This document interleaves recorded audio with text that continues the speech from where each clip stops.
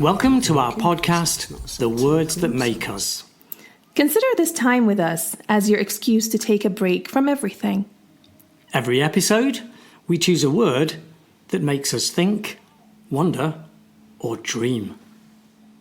We read a range of texts that explore different aspects of this word. And we let our thoughts wander. We hope that yours will too. So grab your favourite tea. Or a beer. And join me, Rama. And me, Tony Bailey. Let's go!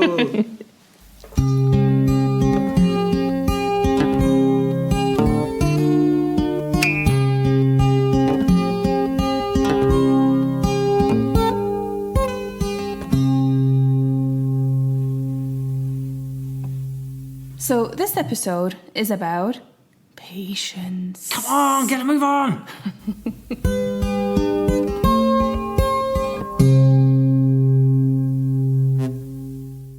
So Tony, what's the hurry? I've just got so many things to do. Honestly, it takes ages. Yeah. You need the patience of a saint to be on this podcast. Oh, I am so Honestly. sorry. I apologize. As it says in Revelations 14:12. What does it say? Here is the patience of the saints. Here are they that keep the commandments of God and the faith of Jesus. And that's how I see myself in the dynamics of this podcast.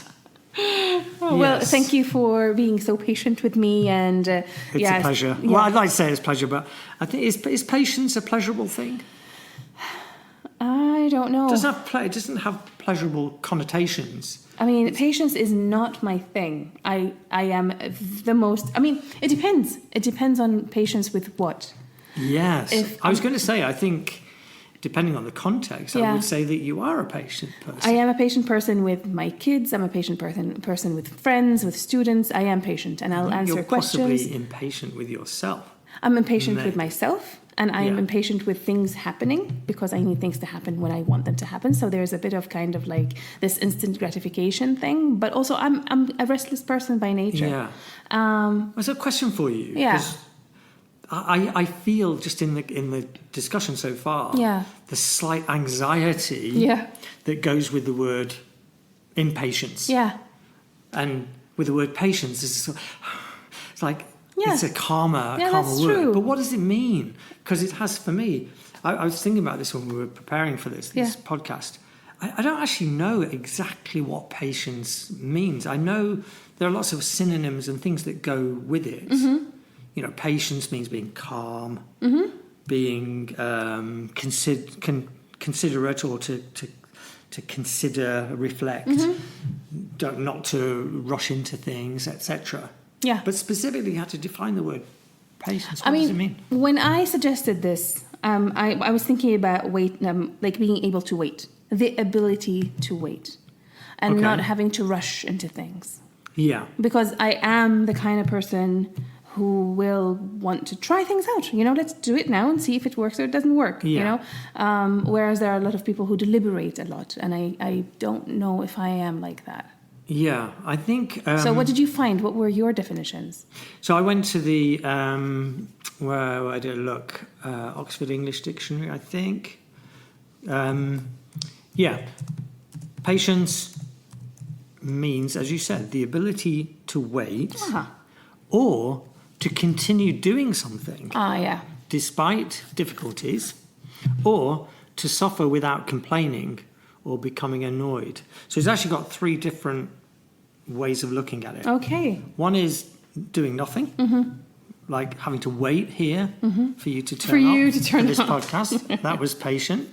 To continue doing something despite difficulties, people...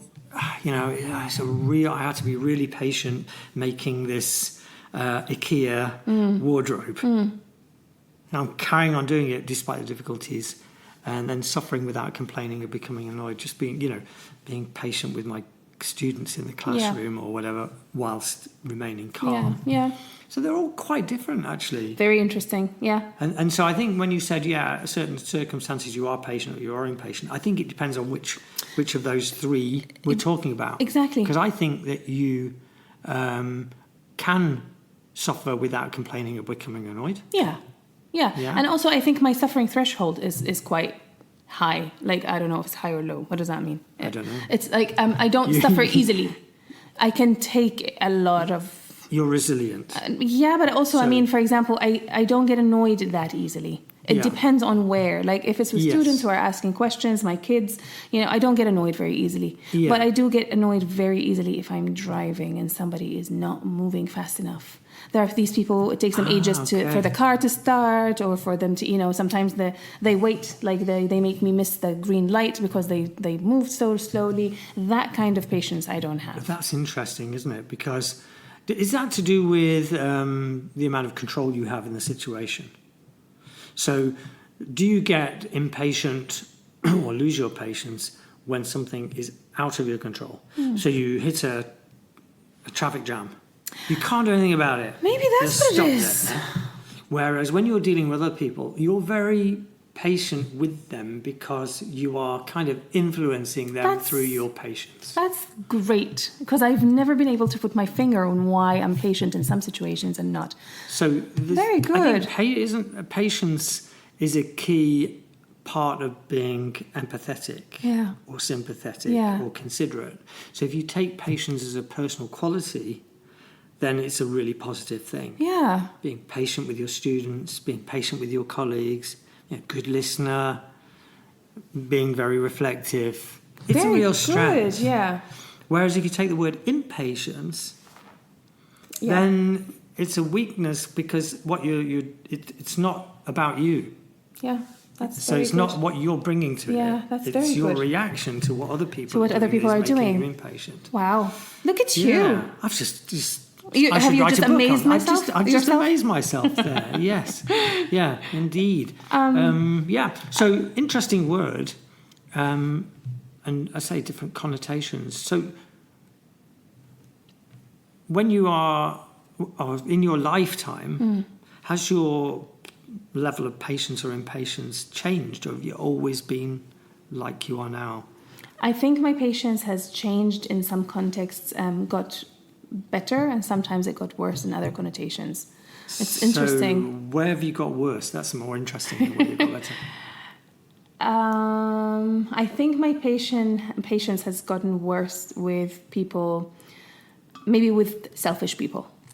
Okay. Maybe I used to be able to kind of, tolerate people who are telling me, I don't know, their life story and not caring about my perspective, or, I used to be able to get just... on with it, Rama. Yeah, there are people who just it's all about them. Yeah. And I used to be patient with these people, and I didn't even used to notice it because I was like, yeah, that's normal, that's how. And then after that, you're like, actually, I didn't get a word in edgewise today. It's like... But how does that feel? So if you're with somebody and it's all about them, and you're sitting there thinking they're so self-centered or whatever, narcissistic. Yeah. How are you feeling at that point? What is this feeling of impatience? I think I'm feeling kind of like maybe I should end this and go home, because I don't think I can wait for it to play out naturally. Because now at this point, I don't want to actually talk about my life anymore, or myself, or my struggles, or what I'm here to talk to you about anymore. You're not interested. I'm going home. I don't want to waste my time on this. This is, I think I'm just interested to understand what it is about the situation that is causing the response. Is it the fact that you can't do anything about it? No, it's the fact that people are just inconsiderate, and I find that to be not somebody I want to spend time with. Yeah. I think that's when I lose my patience a little bit. Okay. Also, I have become less patient with bad materials. So, for example, books. When I was younger, I used to never leave a book unfinished. Yeah. And now I am like, I've given you a chance, 2 chances, maybe, I don't know, I've read a few chapters. I have lost my patience and actually the willingness to try to read this any further, because my time is limited. Yeah. And my attention span is limited. And if this is not going faster or better, I do think, your life and what you do in your life has a big impact on how patient or impatient you can be. I mean, I feel exactly the same. That I think I've become much more patient as I got older, because so that level of impatience that is to do with people's behaviour, So you go in a meeting and somebody's yapping about something. It doesn't actually cause anxiety for me. I just like, yeah, whatever. You brush it off. Whatever, because I've seen it and been there, and there's no point. And, there will always be people who go on and on and on, or, being impatient in other people's, how can we put it politely? Being impatient about people's incompetence. Does that bother you? It used to. Okay. It used to bother me a lot that, honestly, why am I having to... I finished this and I'm waiting for them. And now, I think as you get older and wiser, you just understand that everybody's different. Exactly. And everybody's competence is different, and you can't expect everybody to meet your expectations, standards, nor can you expect to meet everybody else's expectations. So there's always going to be a little bit of a mismatch. So there's no point in becoming impatient. And that's very, very good. That's very stoic, isn't it? I think it is very much a stoic response. Yeah, it's like, this is out of my control. I am not going to get upset about this. Yeah. That's very good. That's the kind of patience that is very useful. And I'm more patient with my students than I used to be. Yeah? Because again, I think experience and having seen a situation many times definitely informs your future behaviour. Yeah. So, if I know a piece of work, my IAs are due in, the first drafts are due in, I know that there will be some students who do not hand them in. I'm not going to get emotional about it. I will be patient with those students because it's just a fact. It will happen. You can't do anything in every about 20 students, there will be a handful. Yeah. It's no point. Why make yourself a victim of that? No, I'm exactly with you in that as well. I don't get very worked up about people's, whether they hand something in or not. The only thing that bothers me is that they're throwing away their potential. Yeah. So I'm just like, I wish you would write things on time so I could have time to give you feedback, Yes. But now that you didn't do it, that's kind of on you. But, and I'm not impatient. I don't think I've ever been impatient at school or at home with my kids. I can get impatient. Actually, one of the reasons why I can get impatient is because I am late a lot of the time. Yeah. And because I do things very quickly, I expect people to get things done quickly. When somebody is driving down and the light is orange, I expect them to go and not to keep me waiting. Just slam into the back of them. Isn't it interesting that the road causes so much impatience? It's crazy. I mean, even just driving here. I mean, again, I used to be much more impatient on the road, whereas now I've done the maths. There's a really interesting, this is a little bit off centre, but there's a really interesting, on your speedometer, you'll see, 0 to 180 kilometres per hour. And you have this belief that if I increase my speed by 10 kilometres per hour, I'm going to get there a lot faster. But what really we shouldn't have a speedometer. We should have something that tells us how long it would take to go 10 kilometres, right? Yeah. Because the reality is, if you go 10 kilometres per hour, obviously it takes you an hour. If you go 20 kilometres per hour, it only takes you half an hour. You halve the amount of time. Yeah. But if you're doing 140 kilometres per hour, and then you go to 150 kilometres per hour, it saves you like 2 minutes. Yeah. So when you do the maths of it, you realise how stupid it is to be impatient. That's true. So I've definitely just changed my driving behaviour just in the last few years because it makes no difference to what time I get there. Being that impatient person in the outside lane, tailgating somebody to get past, is not going to win me more than 30 seconds. Just makes them hate you, and maybe they will even start their wind, what's it called, the wipers, and just spray you. Absolutely. To make you mad. Yeah. Yeah. So, yes. So would you say patience is a virtue? This is a stock phrase. Yeah. Patience is a virtue, Rama. Is that true? It is. I think it is. until it becomes kind of stalling and wasting time, then it is. I think this idea of like, oh, Rome wasn't built in a day, and yes, that is definitely true. You have to be patient. Things have to take their time. Fruit on a tree has to take its time to ripen. You can't eat it when it's not ready yet. It'll give you a stomachache. Yeah. Yes, it is definitely a virtue, which I wish I possessed. Is it always a virtue? No, because I think sometimes really it becomes kind of stalling, and you're like, oh, I'm just being patient with someone. Or sometimes you're enabling people by being so patient with them. Yeah. And they don't. I absolutely agree that patience is a virtue in the right context. Yes, and with the right people who deserve that.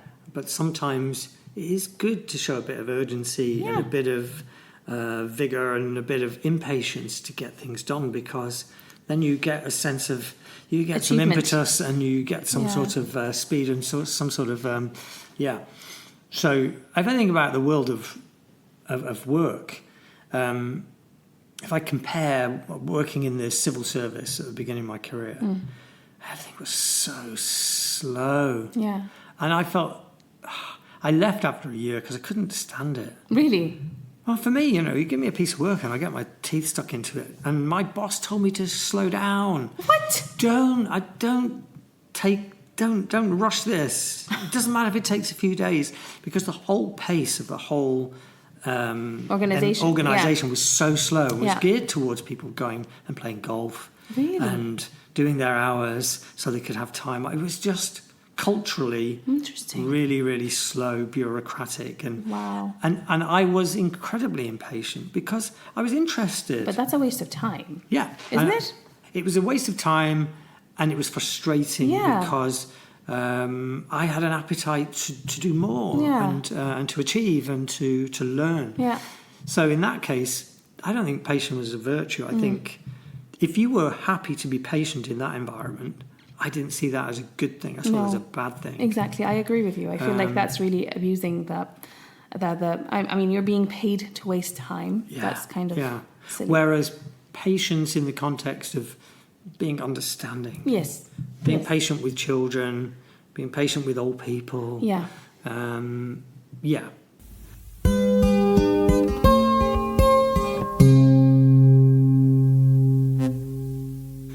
don't like... I have a tendency towards impatience where I paid for something. I paid for a service. Yeah. Or I'm expecting to receive a service and it's really terrible. So you know that when you want to phone up the bank and you want to get something done and you have to wait and the music's playing on the phone and you're waiting there for 35 minutes. Yeah, that's terrible. We're sorry that nobody's answered your call. But we'll get to you soon. You are a valued customer.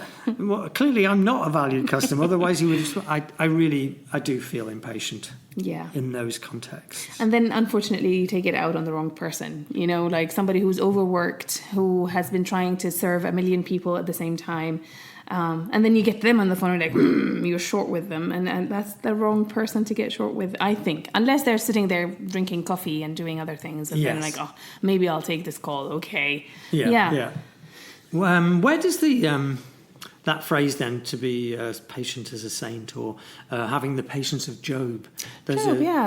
What do you know about Job? So Job is also, that's like a very famous phrase in Arabic as well. They call it Sabr Ayyub. We call him Ayyub in Arabic. Okay, so it's not Job. He's in both the Bible in the Quran. And the Quran. Yeah, oh, wow. Exactly. And he is like very famous for this, this prophet who encountered a lot of hardship. Yeah. And actually in the Quran it kind of says that it was Satan that did this on purpose to test him, because he was very upset that he was in God's good favor, and he wanted to test him and push him out of that patience and faith, and he disappointed him, and he kept being patient and kept being patient. And Interesting that's in the Old Testament in the Bible as well. I think there's quite a lot of overlap there, isn't there? Definitely. In terms of a lot of the stories are So Job had to endure quite a lot of suffering.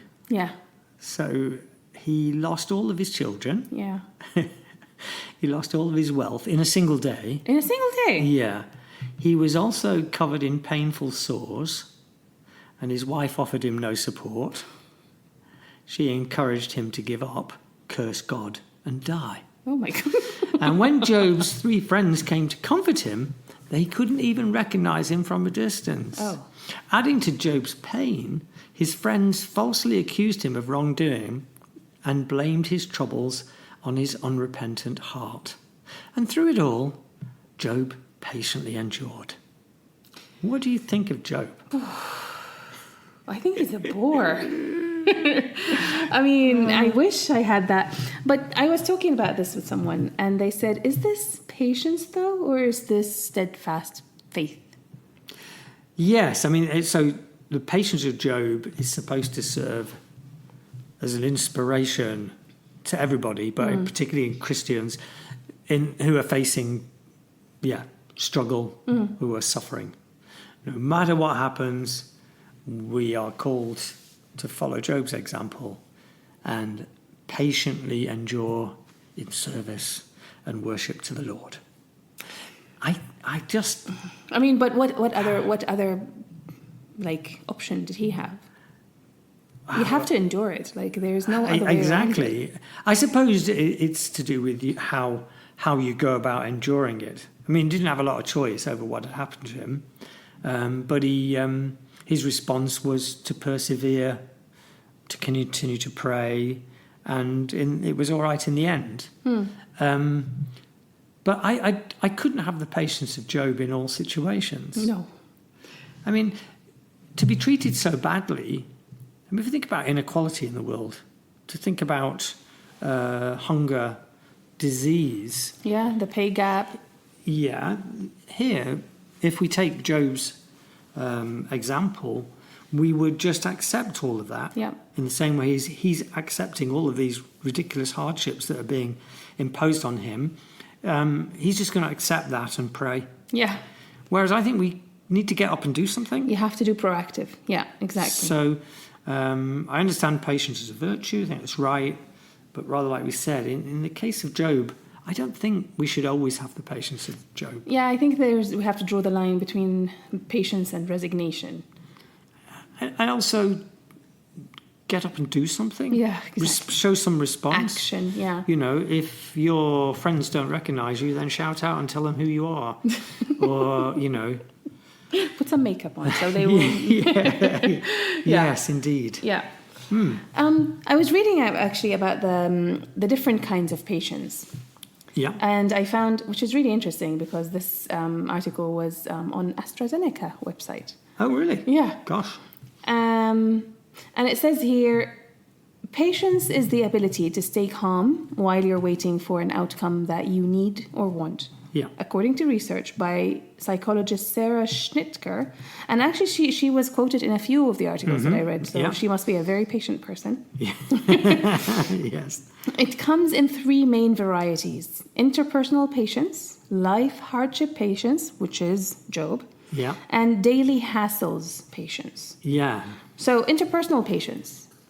I think this is what we talked about a bit, being empathy with our students, the people around us. Are we patient with them?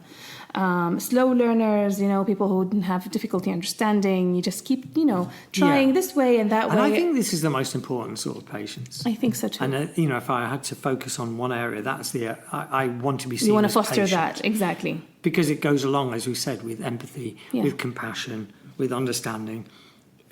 Dare I say it, it's to do with love. Yeah, absolutely. Being patient with your fellow man is a sign of love. Yeah. And so there, in that context, patience is definitely a virtue. And it's part of that, what we talked about in our previous episode about the light triad, being a humanist and seeing people all as like worthy. Narcissist, as I think I was classed. Yeah. That was no way. No. So that's listening skills, empathy, exactly. The second one is life hardship patience, which I think where Job comes in. Yeah, I don't think that's patience that you should always show. Mm-hmm.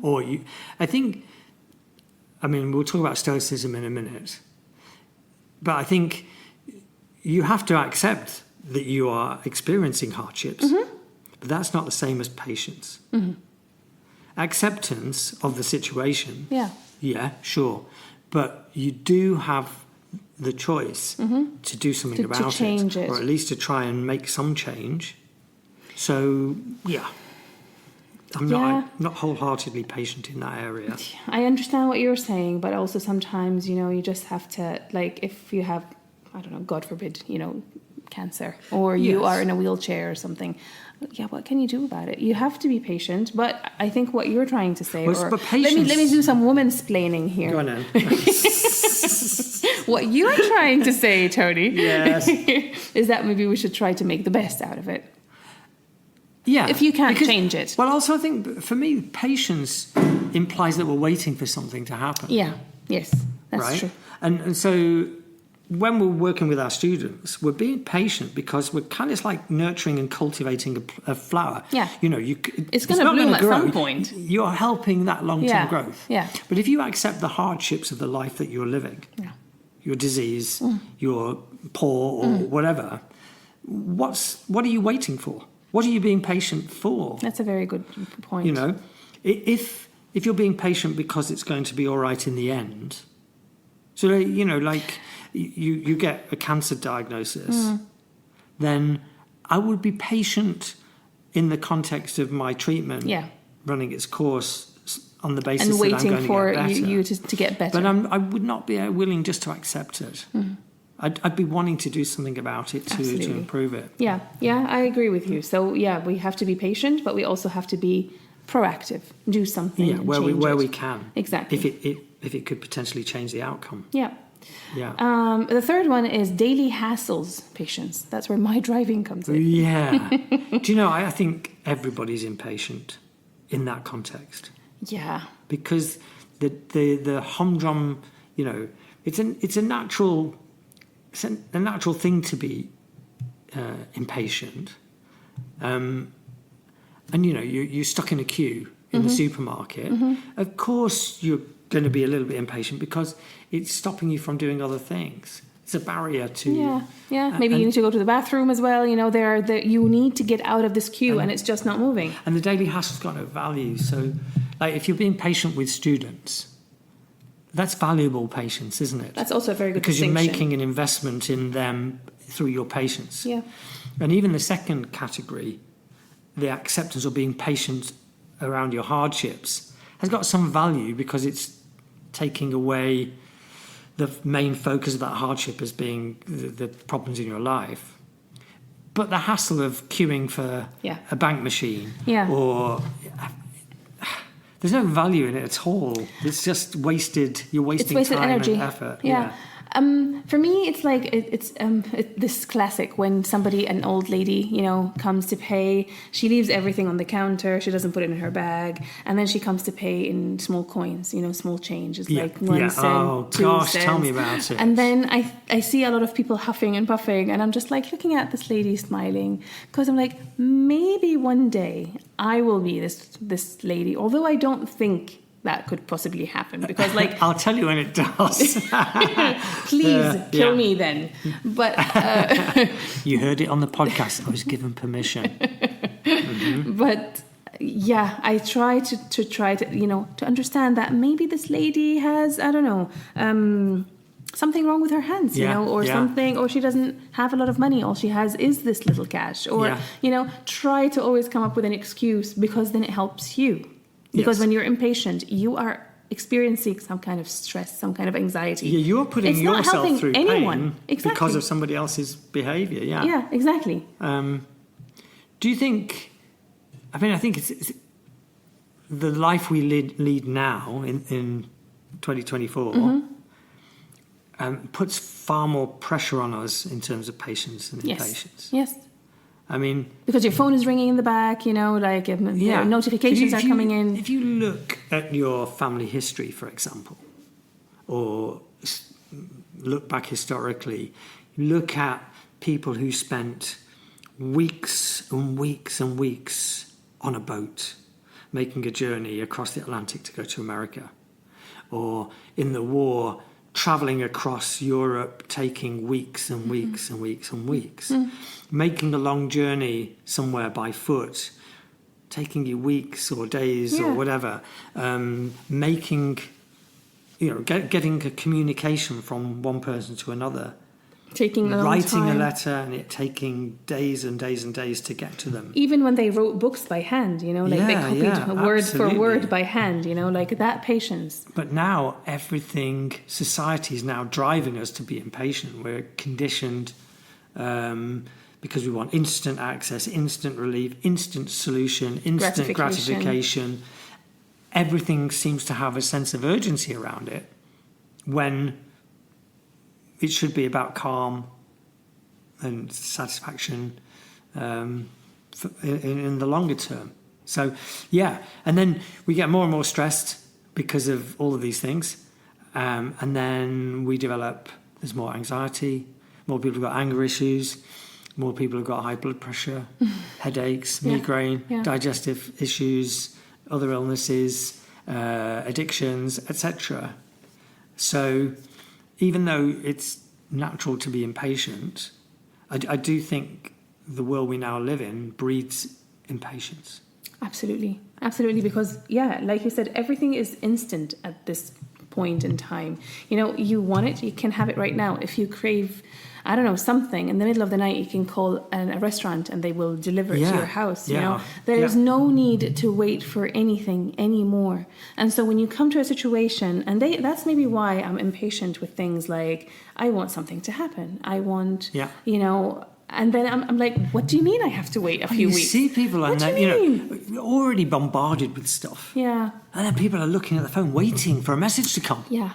I mean, I get into a lot of trouble because I don't reply to messages like in the prerequisite, 30 seconds after I've received the message, because I don't care. I leave that. I do that at a time when I want to do it.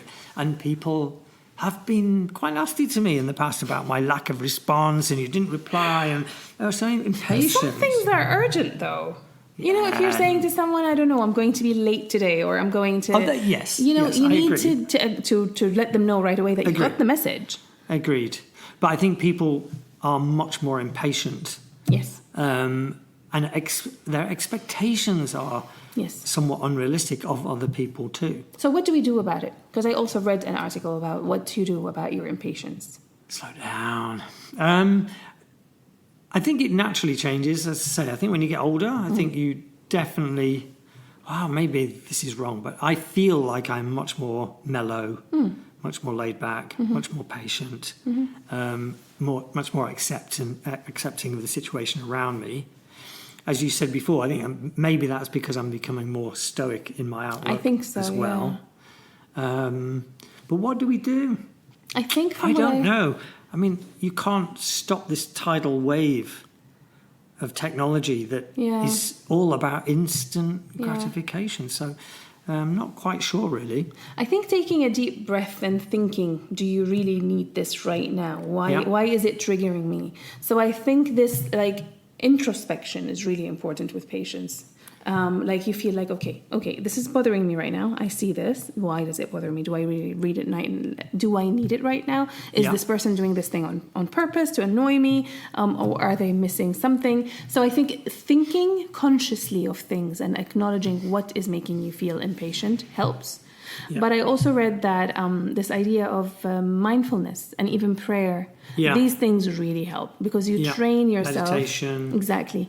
Yeah, I'm putting things away. I'm sitting in silence, like you said before, staring at a fire. Yeah. That I cannot do that. I can't sit still long enough to just... You're a fidget. I am. Mentally or physically. Yeah, and I need to go do something, look at something. Like if I'm watching TV, which I'm enjoying the series, for example. I also have my phone or my laptop and I'm playing, what's it called? Free Cell or Solitaire. Crush. No, thank God, no. No, but I can't just look at the TV and not do anything else. That is an image that is not unique to you because I think half the population are now doing that. I know. And the question is it bad? Seeing somebody, seeing a kid on their laptop watching... a short. And watching a TV in the top left-hand corner with subtitles whilst playing a video game. Yeah. I mean, just slow down. Just do do one thing and really enjoy it. And they call it efficiency. They're like, why would I waste 2 hours doing something when I could do 2 things in 1 hour? It is more efficient, isn't it? It is more efficient, but it's not about quantity, it's about quality. Yeah. So,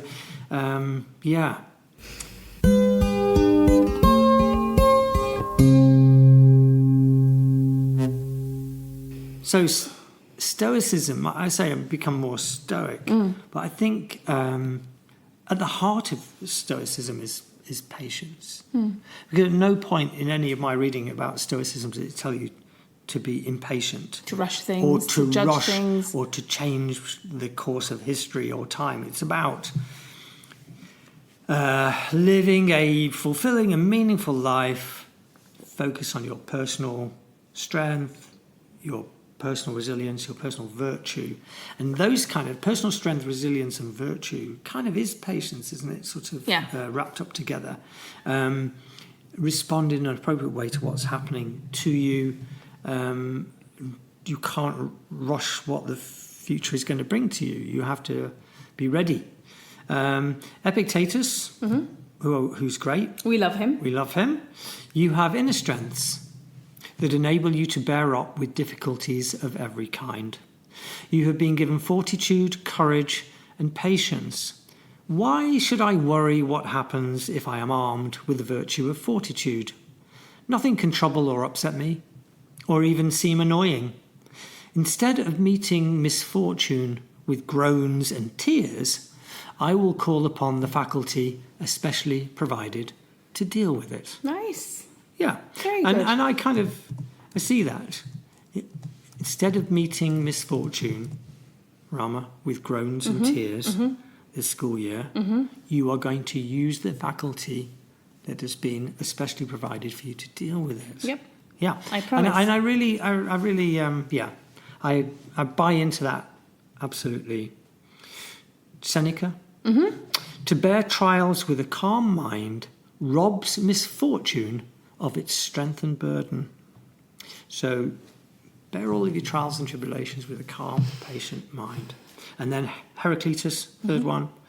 Good character is not formed in a week or a month. Absolutely. It is created little by little, day by day. Protracted and patient effort is needed to develop good character.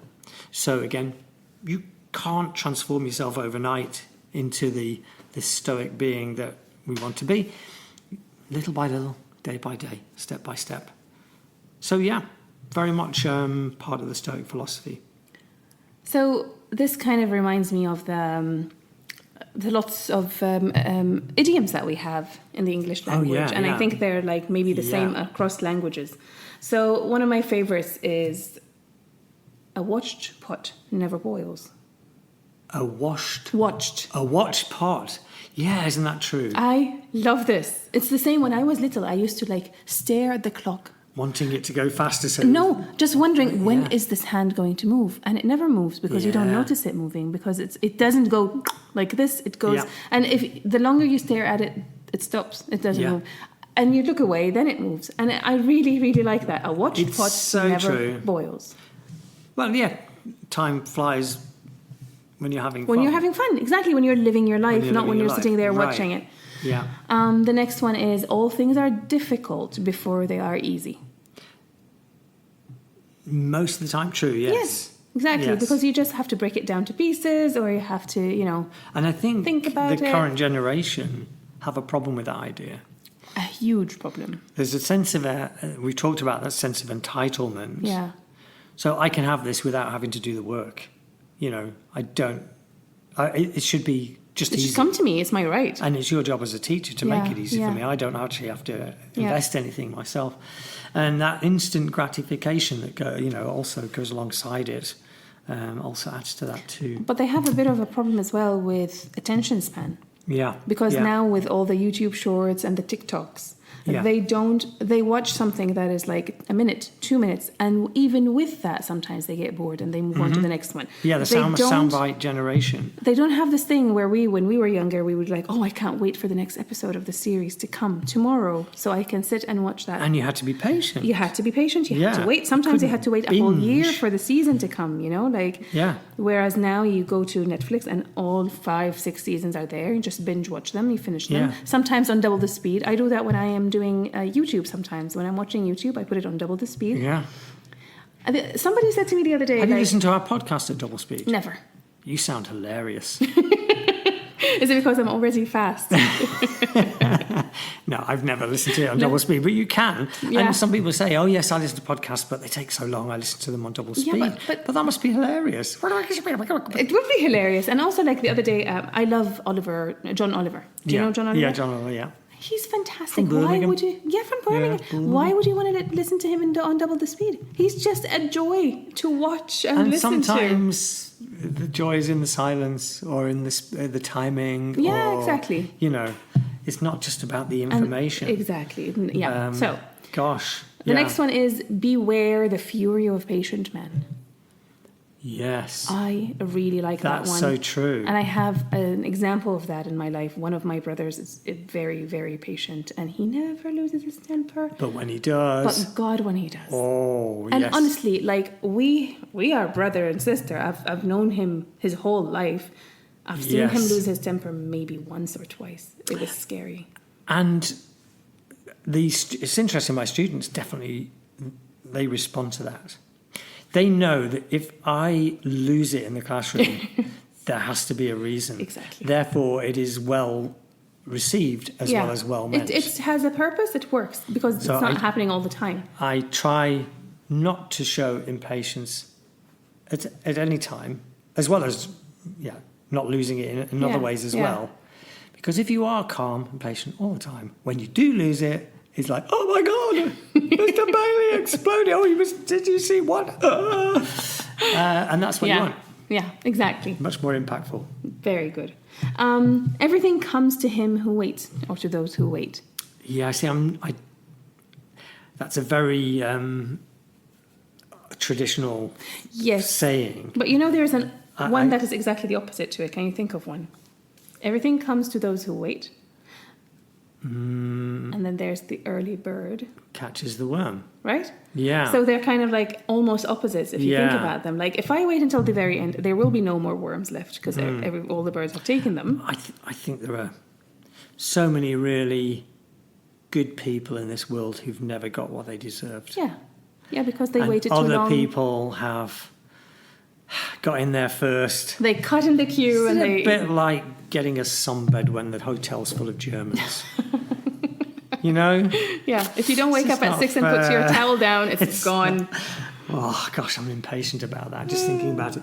But no, I don't think that that's always true. Yeah. I think I understand the sentiment, but I think sometimes you have to make things happen. There's this song, who was it? Is it Bill Withers? I can't remember. It's like, he says, good things come to those who wait. Yeah. But not to those who wait too late. Too late or too long. I love it. True. It's really like, how to let things run their course, but also don't waste time and lose that chance, because the chance will not come knocking again. And good things do come to those who wait, but even better things come to those who go out and get it. Yeah, exactly. I agree. So, yeah.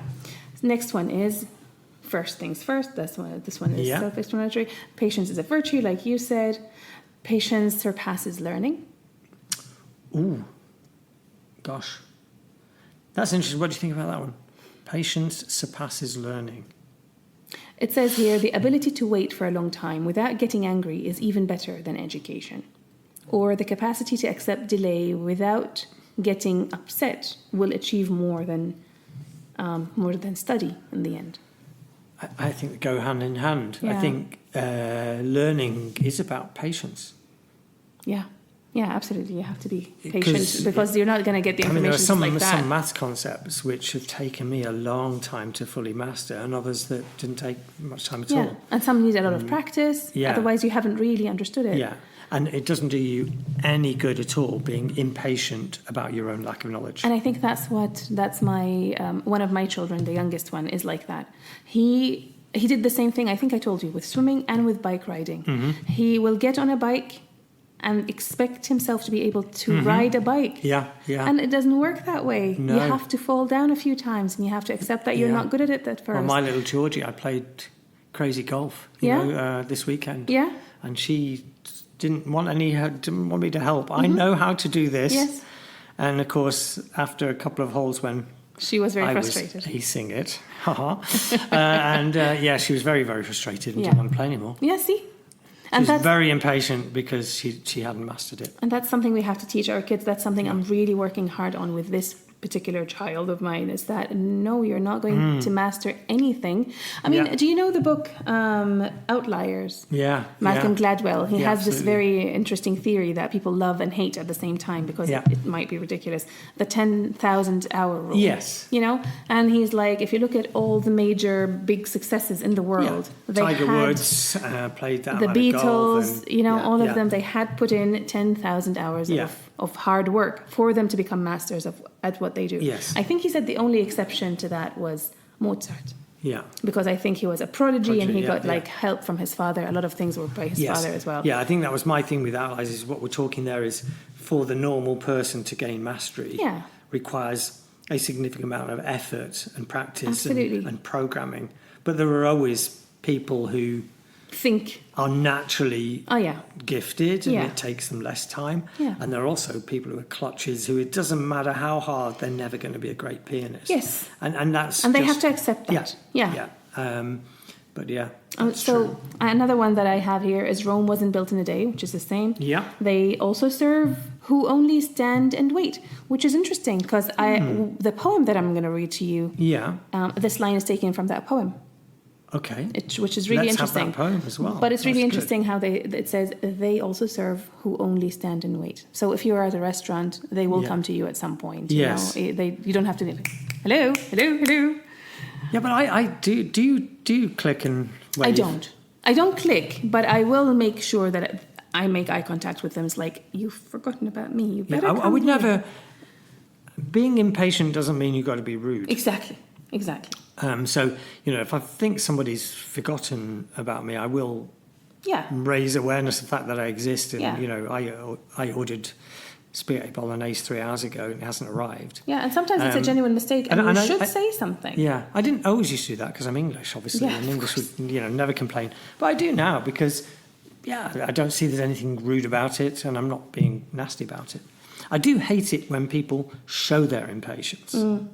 I hate that. Yeah. You've been in a line in the supermarket and somebody's and then they turn around and they try to get you into it as well. And it's like, can you believe this? Look, this is taking so long. And you're like, no, don't get me into this mood of yours. I'm happy. Yeah, I hate that. That's terrible. Okay, and the last one is we must learn to walk before we run. Yes.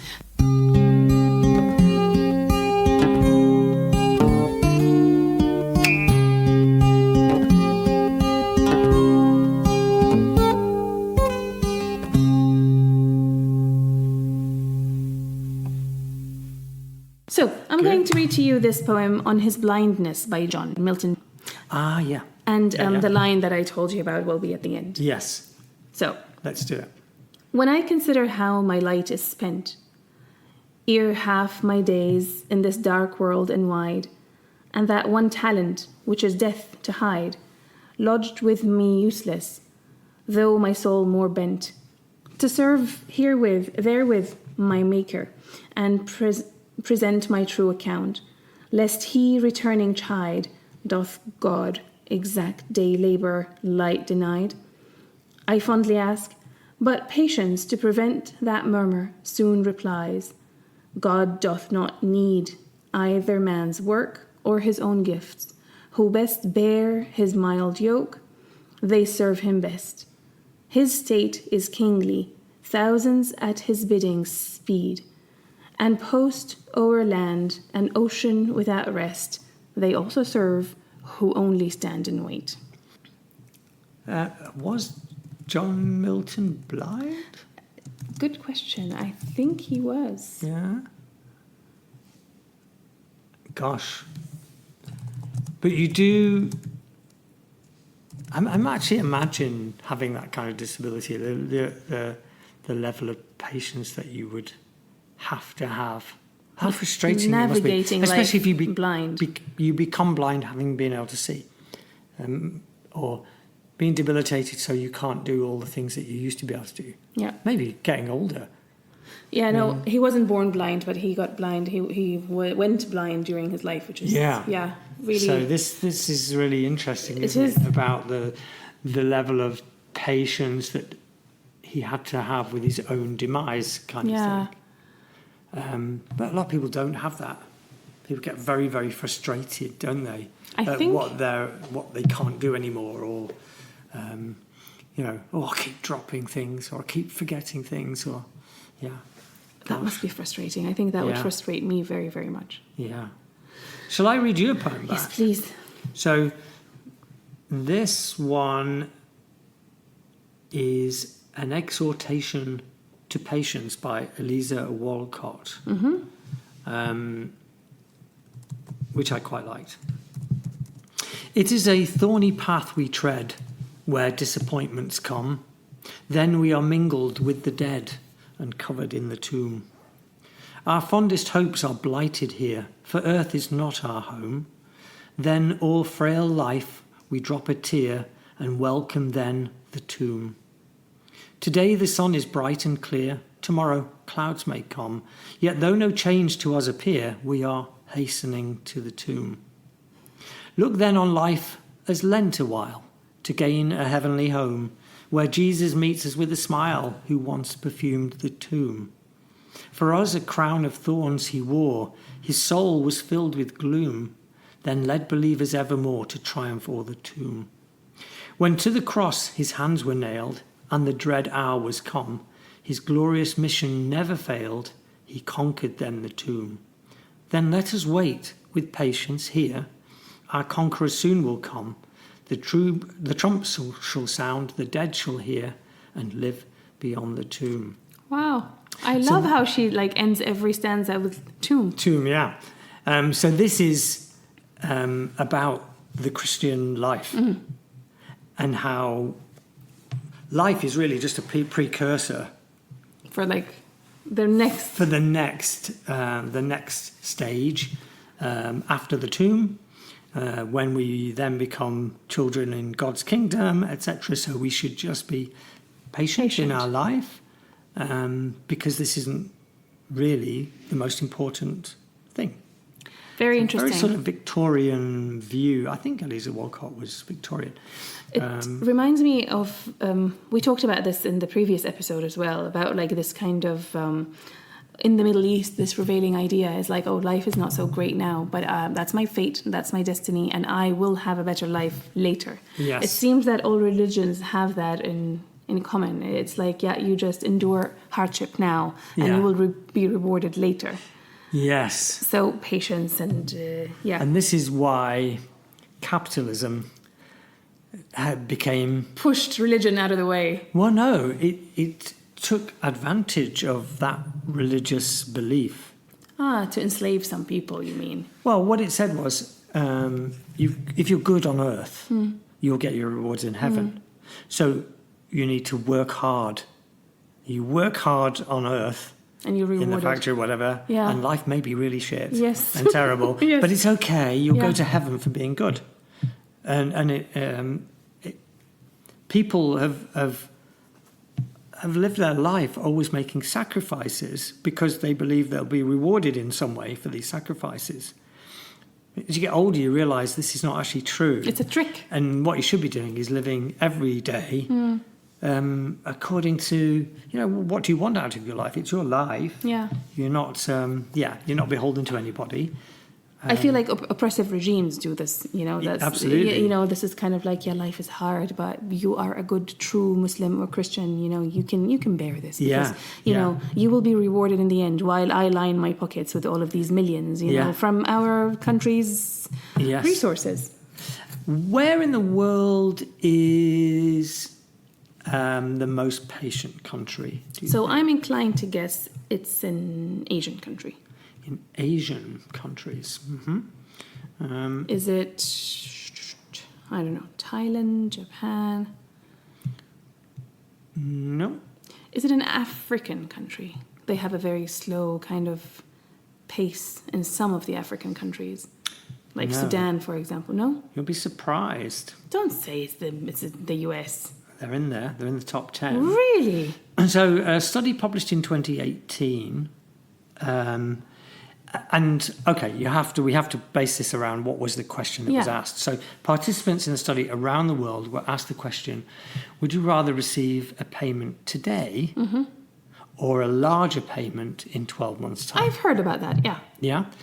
And they were also asked, how willing are you to give up something that's beneficial for you today in order to benefit more from that in the future?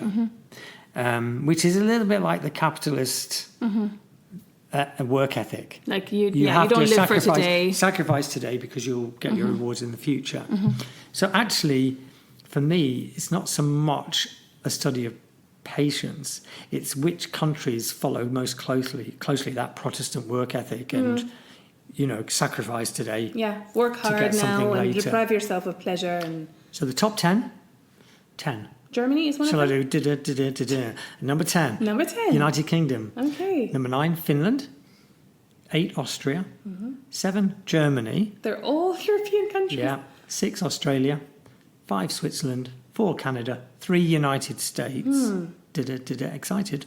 Number 2, the Netherlands. And number 1, most patient country, Sweden. Look at that. They're all European countries. Yeah. Maybe that shows why they're so advanced. Maybe patience is a virtue. Well, patience is one of the. It's kind of related to hard work, isn't it? It's showing you like, let's now do a lot, so we can reap the benefits later and be patient with how difficult life can be today. The 7 heavenly virtues, typically said to date back to an epic poem written in the 5th century called Psychomachia. Patience is a virtue, is the proverbial phrase, comes from one of the 7 heavenly virtues. And the fact that the heavenly virtues probably linked to Christianity, which is why all those 10 countries are heavily Catholic or Protestant countries, I would think. So that's no surprise. Also, if you look at those countries, you'll see that patience and the more patient countries tends to be linked to wealth. Yeah, that's what I mean. So wealth and patience appear to go hand in hand. So economists interested in values like patience, altruism, and trust, all things that play a key role in how we behave, but they're linked to per capita income.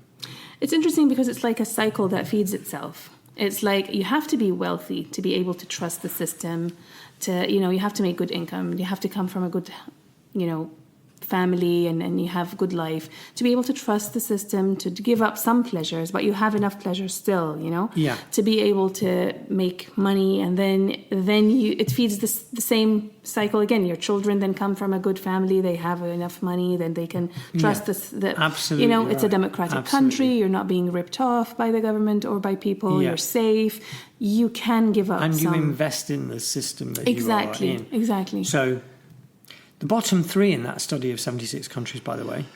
Any ideas who might be the least patient?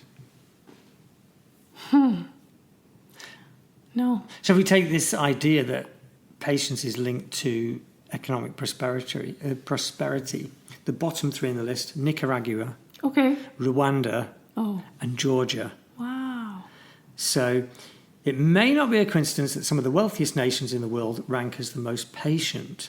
Armin Falk, a professor of economics at the University of Bonn, says the more patient people are and the more they save, the more they can invest in equipment and education, and they become that much more productive and rich. And rich, exactly. So it feeds, exactly. Yes. Wow. And the inverse is not always true. Lots of variations between countries, but in many ways, I suppose if you come from a wealthy country and you have a safety you have everything net. you need, Yeah. you're comfortable enough, Yeah. then you can afford to be patient.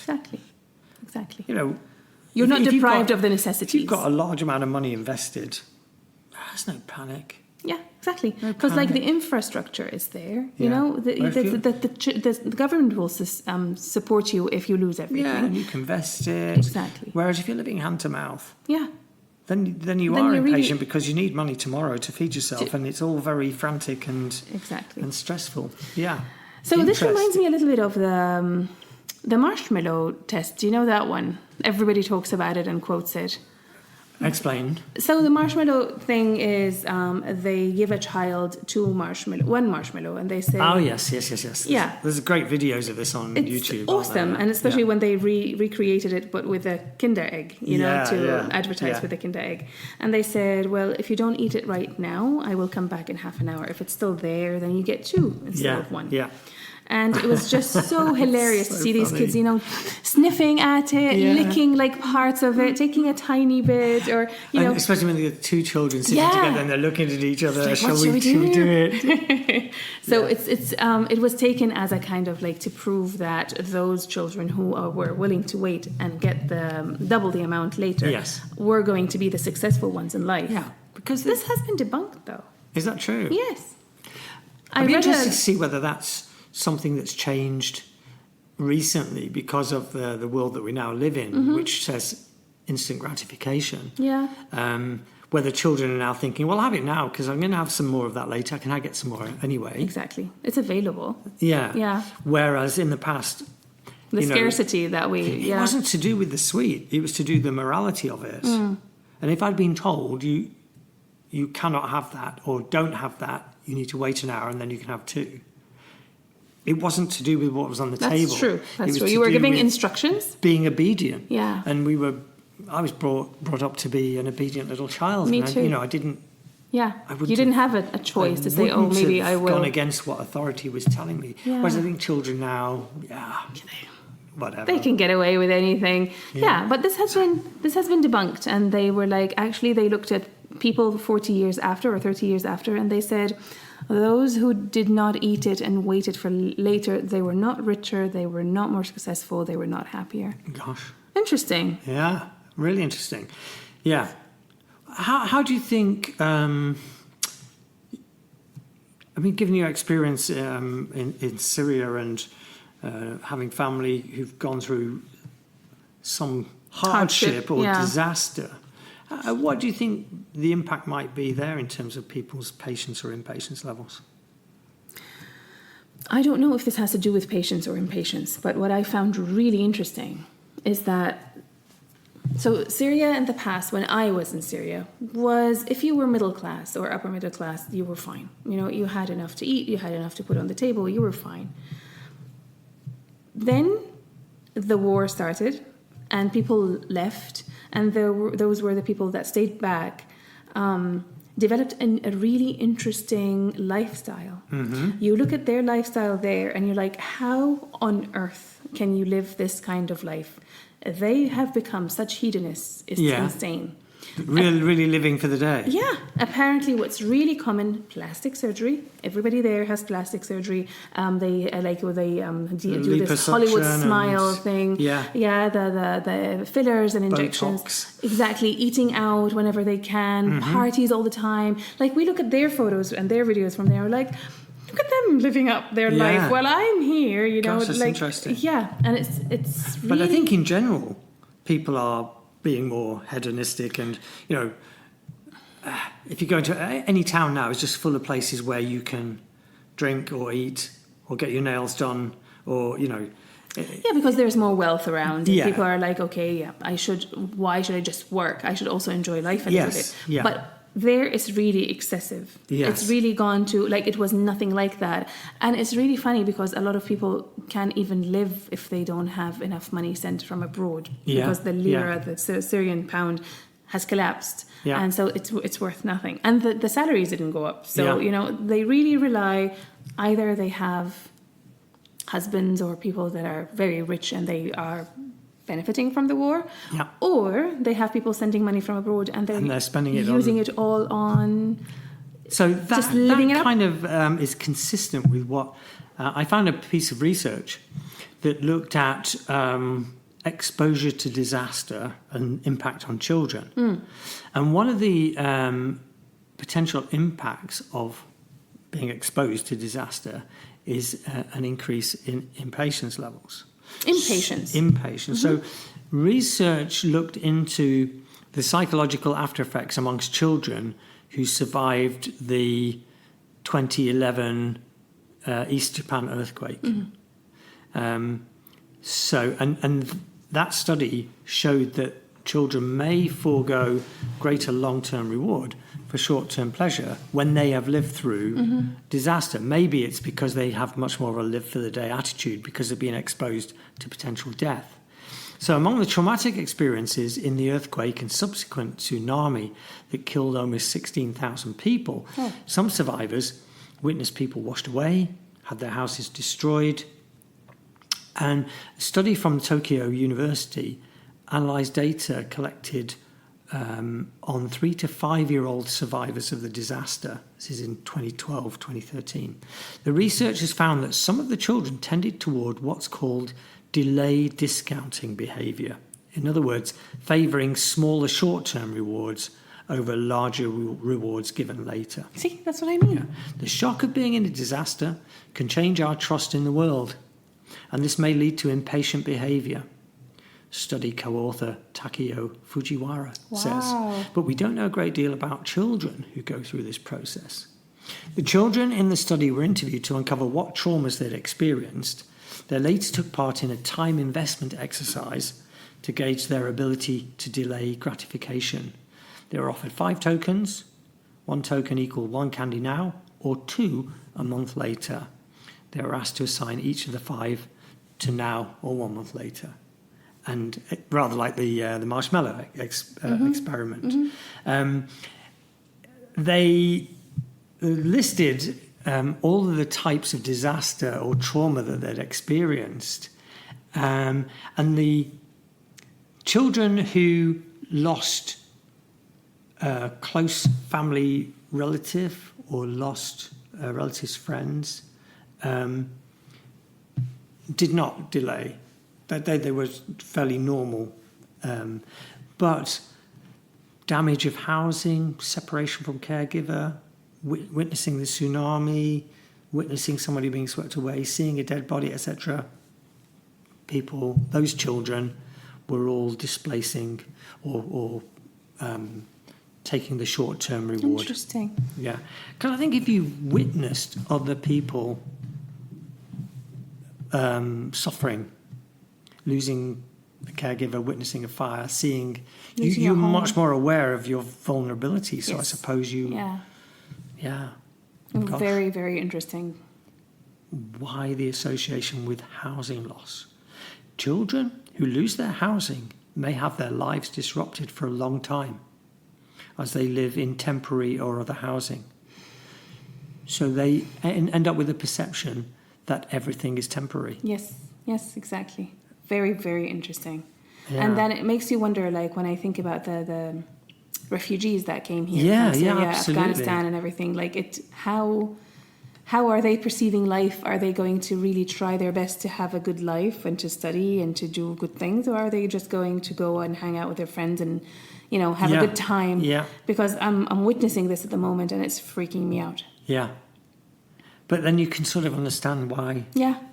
Exactly. I absolutely get They might have seen all of these horrors, losing a home, living in temporary housing a few times, the refugee camp and then other apartments and then more apartments, losing everything back home. Maybe they lost a caregiver or a few relatives. It's just like, trauma will do really unexpected things to you. Yeah, absolutely. Are you patient in love? Are you patient with relationships? Are you happy to wait for love to happen, or does it need to be there right from the start? So I have learned to be patient because I had to. I do have a feeling, though, that I'm the kind of person who moves away very quickly. Yeah. So I'll give it a chance. meet someone, talk to them, maybe 1-2 times. If I don't feel it there, then it's... The chemistry's not there, you'll walk away. I walk away. And will you tell the person, or will you just ghost them? No, I don't ghost people. But I might try to soften the blow and say something else. Yeah. Like, our schedules don't match, or, this didn't work, or now I'm very busy, I'll think about it later, I don't know whether I should reveal this on this podcast. Go on. I did actually ghost on someone? A date over the summer break. And then I had a second date. And at the end of that, I thought, this person's really nice, but this is not a relationship that I see.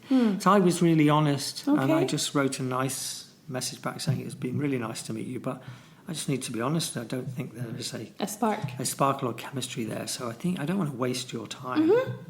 And was it appreciated? Yeah. Very good. Yeah, so that's the maturity that comes with with age and experience. That you don't say, oh, "How dare you?" But I am like the bee's knees. Yeah. And I didn't get on with a guide dog either. With what? A guide dog. It's the only reason why she went on a date with me.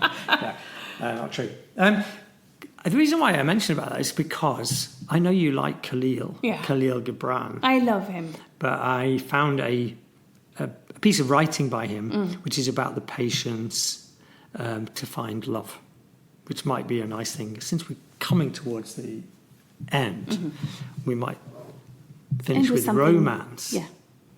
So laughter and tears, number 9, which must be a series of different poems or writings about laughter and tears.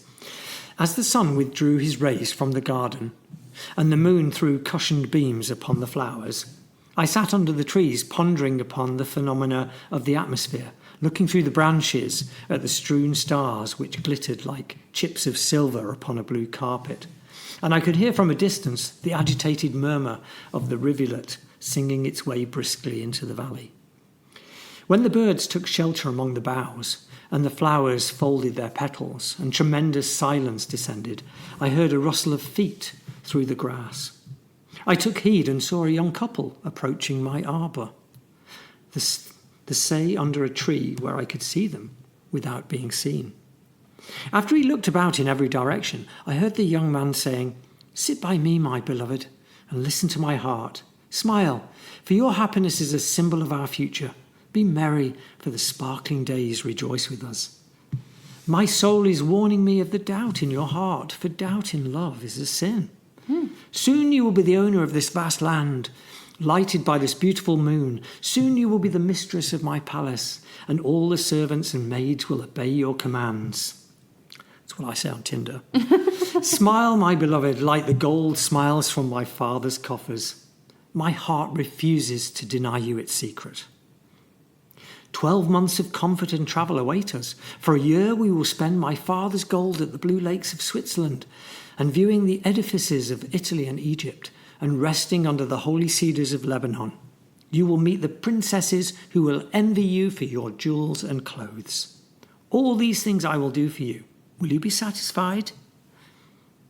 In a little while, I saw them walking and stepping on flowers as the rich step upon the hearts of the poor.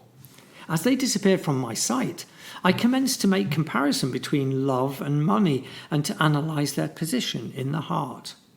Money, the source of insincere love, the spring of false light and fortune, the well of poisoned water, the desperation of old age. I was still wandering in the vast desert of contemplation when a forlorn and spectre-like couple passed by me and sat on the grass. A young man and a young woman who had left their farming shacks in the nearby fields for this cool and solitary place. After a few moments of complete silence, I heard the following words uttered with sighs from weather-bitten lips. "Shed not tears, my beloved. Love that opens our eyes and enslaves our hearts can give us the blessing of patience. Be consoled in our delay, for we have taken an oath and entered love's shrine, for our love will ever grow in adversity. For it is in love's name that we are suffering the obstacles of poverty and the sharpness of misery and the emptiness of separation. I shall attack these hardships until I triumph and place in your hands a strength that will help over all things to complete the journey of life. Love, which is God, will consider our sighs and tears as incense burned at his altar, and he will reward us with fortitude. Goodbye, my beloved. I must leave before the heartening moon vanishes. A pure voice, combined of the consuming flame of love and the hopeless bitterness of longing and the resolved sweetness of patience, said, Goodbye, my beloved. They separated, and the elegy to their union was smothered by the wails of my crying heart. Oh. I looked upon slumbering nature, and with deep reflection discovered the reality of a vast and infinite thing, something no power could demand, influence acquire, nor riches purchase. Nor could it be effaced by the tears of time, or deadened by sorrow, a thing which cannot be discovered by the blue lakes of Switzerland or the beautiful edifices of Italy. It is something that gathers strength with patience, grows despite obstacles, warms in winter, flourishes in spring, casts a breeze in summer, and bears fruit in autumn. I found love. Oh. Sorry, that was a bit long, but no, I like it. Gibran didn't disappoint, huh? No, he's great. I love it because it's quite funny as well. When he writes, it's a bit, it's a bit, what's the word? Yeah, like full of platitudes a little bit. Yeah. And the imagery's great. Yeah. And I really like that. But I think it's also true because there are lots of people who they believe after 2 days they've fallen in love. Yeah. Maybe it's because the guy's got a big car, or maybe it's because the woman's beautiful. Yeah. And we believe that that's the basis of love. But true love has to go through, like it says at the end, it goes through that growth and that cycle of nature warms, it flourishes, casts a breeze, it bears fruit. Absolutely. Yeah. Absolutely. And it has to pass some tests as well. Yeah. Like a little diamond. It has to go through the tests and see whether either it's polished or it's broken. Yes. And you can't do that quickly. You have to be patient and take time. Indeed. Very nice. Very good. So thank you for your patience with me being late. Yes. No, you were not really. A little bit. Yes. And I look forward to our next episode. Yes. It was good. It was worth waiting for. Very good. Okay. Until next time. See you next week. See ya. Bye. Bye.